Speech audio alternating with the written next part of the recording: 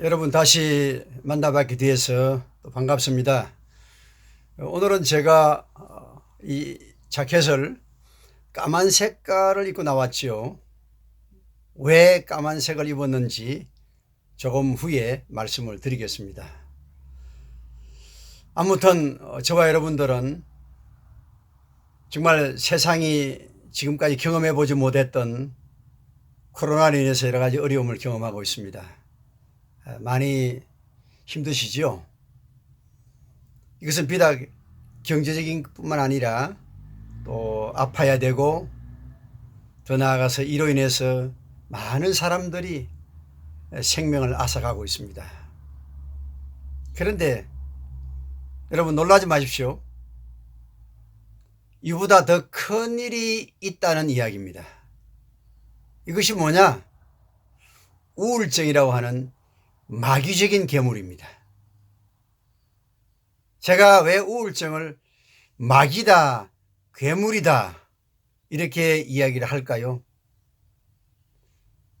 그만큼 우리에게 고통을 주고 위협을 주는 것이기 때문에 그렇습니다. 한 가지 예를 들면, 여러분 호주의 수도가 캔버라죠.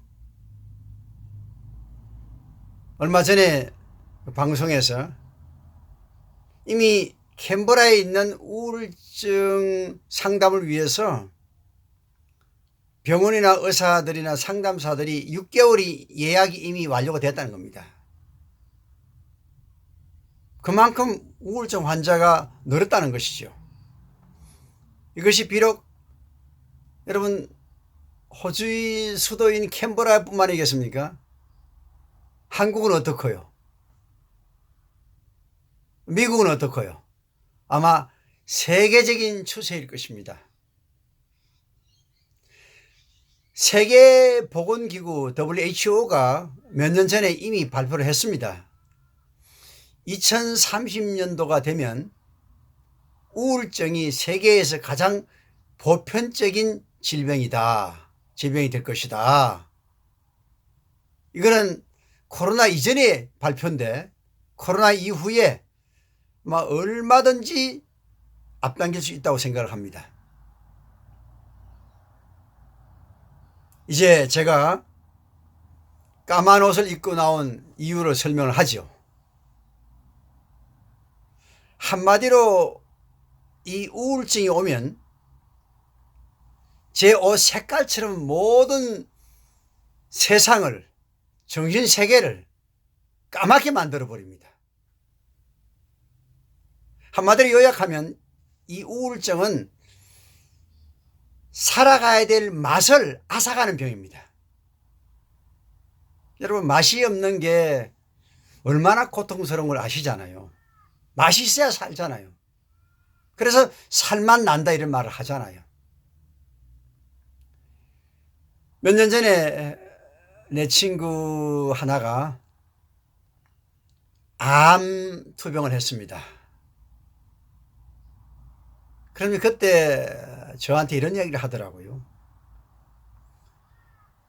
친구야, 나는 밥맛을 몰라. 밥을 먹을 때 마치 고무를 씹는 것처럼 그렇게 씹고 살기 위해서 먹는 것이지 밥맛을 모르고 먹어. 물론 이 친구는 결국은 암투병을 하다가 암에는 자유로웠지만은 면역체계가 떨어져서 이 세상을 떠났습니다. 지금도 이 친구 생각을 하면 참 가슴이 아픈데요. 밥맛을 앗아가는 이 병이 곧 우울증입니다. 그리고 여러분 잠잘 때 많이 행복하죠? 그런데 이 우울증이 오면 잠도 못 자게 하죠. 잠맛을 앗아갑니다. 여러분 부부간에 사랑을 노래하면서 성관계 행복하잖아요. 그런데 성관계의 맛도 앗아갑니다. 여러분 그래서 갑자기 부인이 우울증이 오면 성관계도 멀어지잖아요. 하려고 하지 않잖아요. 이것을 남편들이 이해를 잘 해야 되는데 못할 때 문제가 생기죠. 그래서 얼마나 이 우울증이 고통스러우면 앉으나 서나 당신 생각, 당신이 누구예요? 죽을 생각. 차라리 사는 것보다 죽는 게 더 낫다고 결정하니까 자살을 시도하잖아요. 여러분, 우리 육체가 아프면 우리는 살려고 하잖아요. 그래서 코로나 때문에 백신 주사를 맞으면 부작용이 있다는 것도 알잖아요. 그런데도 살아보려고 백신도 맞기도 하고, 저도 어제 2번째 백신을 맞았습니다만은, 그리고 난 다음에 수술을 하는 것도 힘들고 어렵지만은 수술을 하고 살려고 몸부림을 쳐보지만은 이 우울증이 오면 죽으려고 몸부림을 치는 병이 바로 이 우울증입니다. 얼마나 고통스러우면 죽음을 결정하겠습니까? 그래서 여러분, 앞으로 이 만연되어 가는 코로나로 인해서 점점 만연되어 가는 이 우울증에 대해서 예방에 초점을 맞추지 않으면 코로나보다 더 혼란스러운 세상이 올 수 있다, 이렇게 봐야 합니다.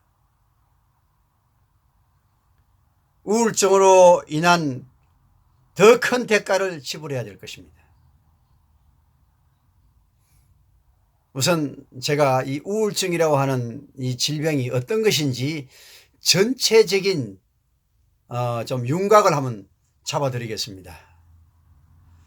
우선 우울증은 정서세계의 감기다라고 하는 말로 사용합니다. 우리가 육체세계에 감기가 보편적인 질병이잖아요.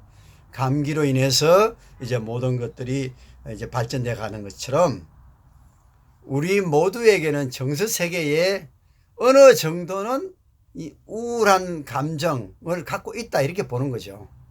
누구나 100% 우울한 감정에서 자유로울 수는 없다. 마치 우리가 육체적으로도 암균을 우리가 갖고 있잖아요. 그와 같이 어느 정도는 갖고 있다. 정서세계의 감기다, 이렇게 먼저 이해를 할 수 있으면 좋겠습니다. 그리고 좀 더 이제 구체적으로 보면 우울증에 대해서 몇 가지 좀 상징적으로 제가 설명을 드리면 좀 쉽게 이해가 될 것 같습니다. 우선 응고된 분노란 말을 우리가 사용합니다. 별칭입니다. 우울증의 별칭이. 이 말은 가슴 속에 표현되지 못했던 이 바위 같은 응고된 화가 있으면, 얼어붙어 있으면 결국 이것이 우울증이 된다. 그러니까 우울증을 경험하는 사람들은 100% 제가 예언하건대 가슴 속에 울분이 가득 차 있는 사람입니다. 감정적인 부분에는 이제 화가 많은 거죠. 그리고 그 다음에 인지적인 부분에서는, 사고적인 부분에서는 부정적인 경향을 가졌다, 이렇게 봅니다.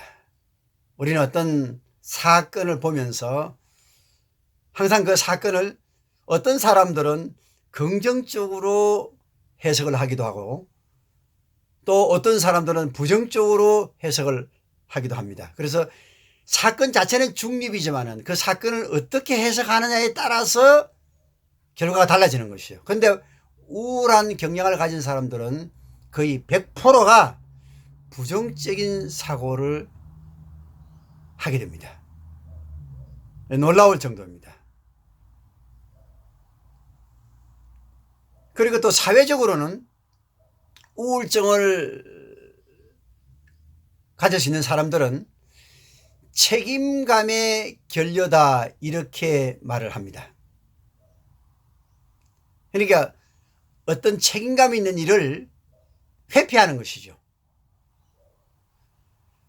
건강한 사람들은 일반적으로 문제가 생기면 그 문제를 돌파하고 해결하려고 노력하는데, 이런 사람들은 자꾸 이렇게 회피하고 우회적으로 하려고 하는 그런 경향을 가진다는 것이죠. 그리고 마지막으로 성격적으로는 완벽주의 경향을 가졌다, 이렇게 봅니다. 자기가 완벽하지도 않으면서 완벽주의로 인해서 고통을 당하는 사람들입니다. 대략 제가 여러분 우울증에 대해서 크게 큰 윤곽을 잡아드리기 위해서 상징적으로 제가 설명을 했어요. 우선 감정적으로는 응고된 분노다. 그리고 인지적으로는 부정적인 사고를 한다. 그리고 사회적으로는 책임감의 결여, 책임감 있는 행동을 하지 않으려고 그런다. 그리고 성격적으로는 완벽주의 경향을 가지고 있다. 이렇게 제가 여러분들에게 말씀을 드렸습니다. 아마 대략 어느 정도 이해가 되었으리라 이렇게 생각을 합니다. 그래야 우울증에 대한 예방적인 차원에서 치료적인 차원에서 실마리를 찾아갈 수 있습니다. 그래서 다음 방송부터는 우울증에 대해서 어떻게 예방할 것인지 하는 부분들을 시리즈로 제가 다뤄보겠습니다. 저는 평소에 이런 생각을 했습니다. 세상에 살면서 어떤 경우에든지 치매는 걸리지 말아야 되겠다, 이런 생각을 했는데, 그와 같은 방법으로 여러분 살면서 어떤 경우에든지 우울증은 걸리지 말아야 합니다. 왜냐하면 제가 한동안 우울증을 경험했던 사람이기 때문에 정말 고통스러운 일입니다. 여러분, 어떻게 해서 죽음을 결정하겠습니까? 그래서 우울증으로부터 자유로운 세상이 결국은 행복을 노래할 수 있는 세상이다, 이렇게 저는 확신하게 말씀을 드릴 수 있습니다. 그리고 저와 여러분은 내가 개인적으로 우울증으로부터 자유롭고 또 우리 가족이 자유롭고 온 세상이 자유롭기 위해서 우리는 이를 위해서 기도해야 된다, 저는 이렇게도 말씀을 드릴 수 있습니다. 여러분, 다음 방송에서 뵙겠습니다. 고맙습니다. 안녕히 계십시오.